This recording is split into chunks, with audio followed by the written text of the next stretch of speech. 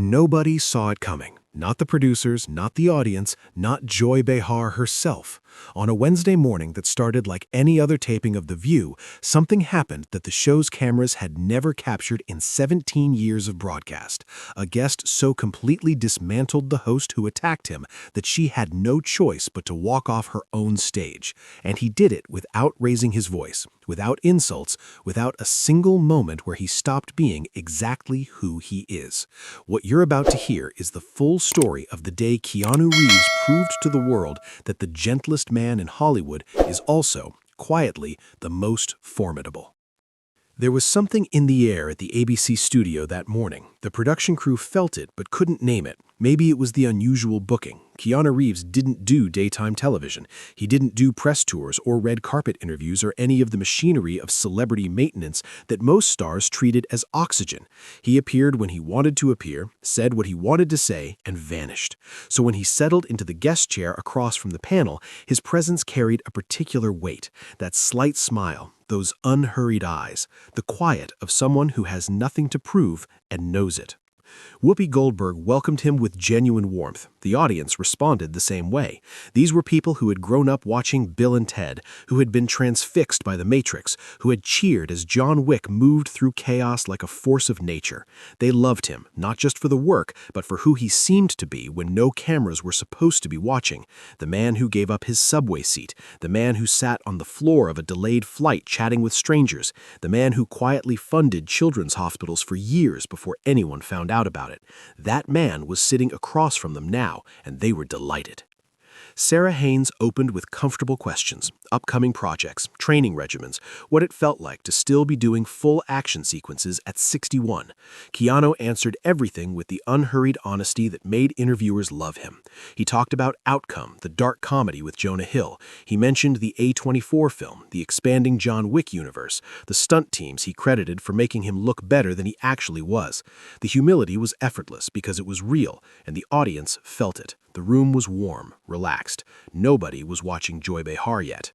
But those who knew the show well had already noticed the signs, the way she kept glancing at her notes, the slight tightening around her mouth, the predatory stillness of someone waiting for the right moment to spring a trap.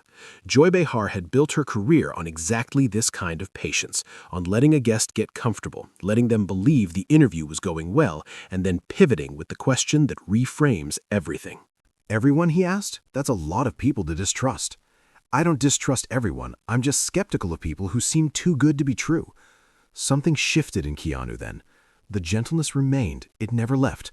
But it was accompanied now by a different quality, a weight, the quiet solidity of someone who's been through things that most people in that room could barely imagine, and who had decided somewhere in the aftermath of all of it exactly who he wanted to be. "Joy," he said, "I'm going to tell you something I don't usually talk about in interviews." She nodded, uncertain now for the first time.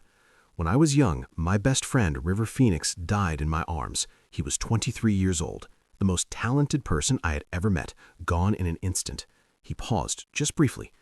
"A few years later, my girlfriend Jennifer and I were expecting a daughter. We were going to name her Ava." Another pause. Ava was stillborn on Christmas Eve, 1999. 8 months into the pregnancy. Jennifer never recovered from that grief. We tried to stay together, but the pain was too much. We broke up, but we stayed close. We were actually getting back together when she died in a car accident 18 months later. The studio had become absolutely still. "I spent years after that wondering why I was still here," he said, "why I survived when so many people I loved didn't. And somewhere in that darkness, I made a decision. If I was going to keep living, I was going to try to leave the world a little better than I found it. Not for publicity, not for my brand, because it was the only thing that made sense anymore." Joy's face had gone pale. Whatever follow-up she had prepared had dissolved completely. "You want to know why I give my salary to the crew?" Keanu said, his voice still level, still soft. "Because those people work just as hard as I do, sometimes harder, and they don't get the recognition or the money. Because I remember what it felt like to have nothing, and because making sure the people around me feel valued matters more than a bigger number in an account." He looked at her steadily. "You want to know why I give up my seat on the subway? Because someone else needed it more than I did. It's not complicated. It's not calculated. It's just what you do when you see another human being who needs something you can easily give." Joy tried to recover her footing. "That's all very touching," she said, and there was something strained in the effort. "But you have to understand why people in this industry are skeptical. Nice guys don't usually survive." Keanu smiled. It was the saddest smile anyone in that studio had seen in a long time. "You're right that this industry can be brutal. I've seen it destroy good people, talented people. But I've also seen what a single act of kindness can do. I've seen crew members remember years later that someone took the time to learn their names and ask about their families." He let a beat pass.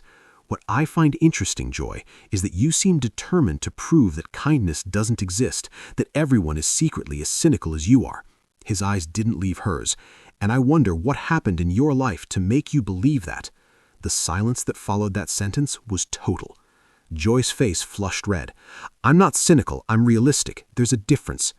"Is there?" he asked quietly. "Because from where I'm sitting, it seems like you've built a career on assuming the worst about everyone who walks onto this stage, on creating conflict because conflict gets ratings." "That's not fair," she said, her voice rising now. "I ask tough questions. That's my job." "Tough questions serve a purpose," he said.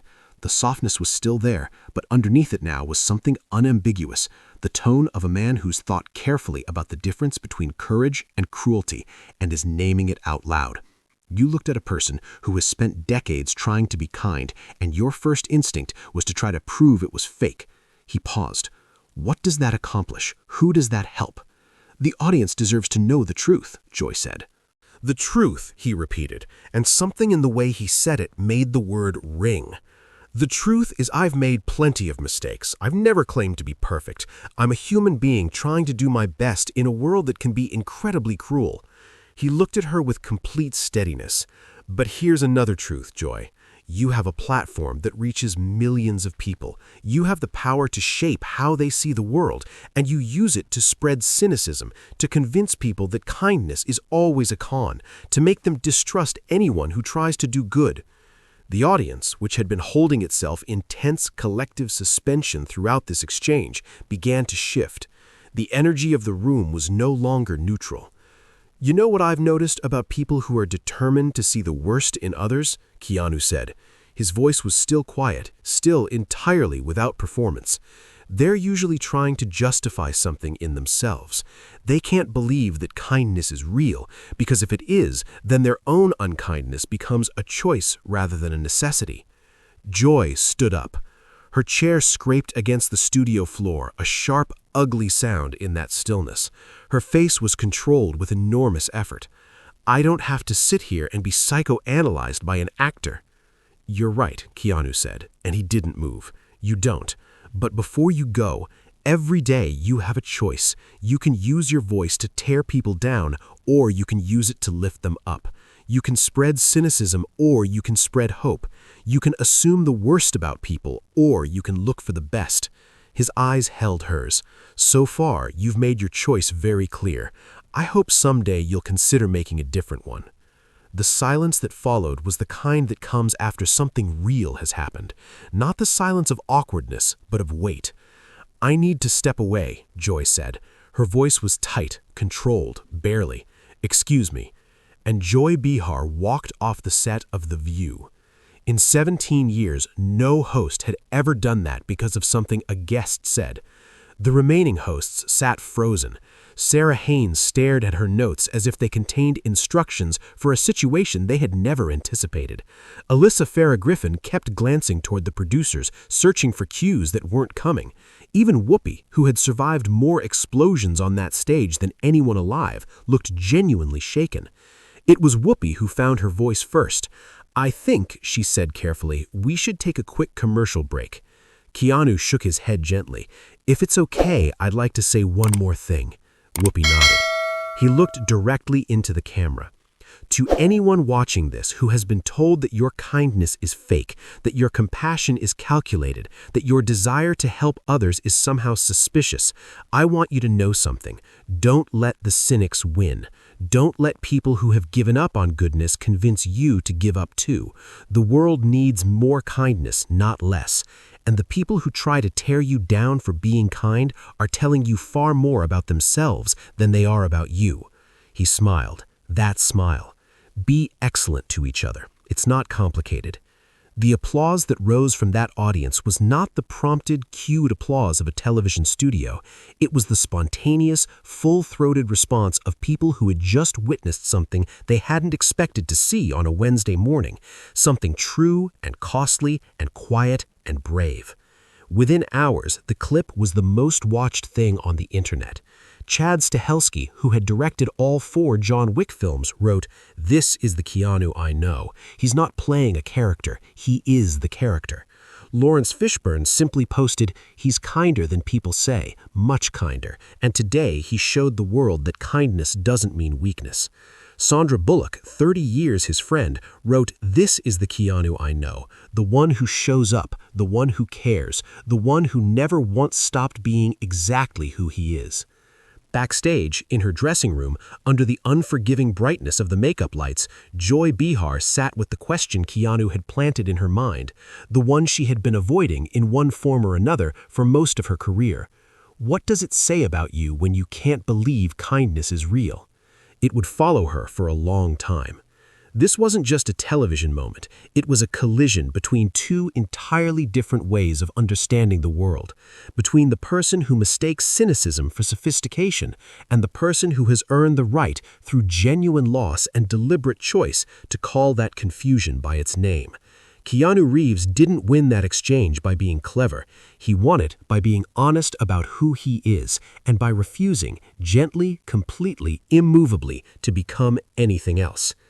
So, tell us, was Keanu right to push back the way he did, or do you think Joy had a legitimate point about the nature of public personas? Drop your answer in the comments. We want to hear where you land.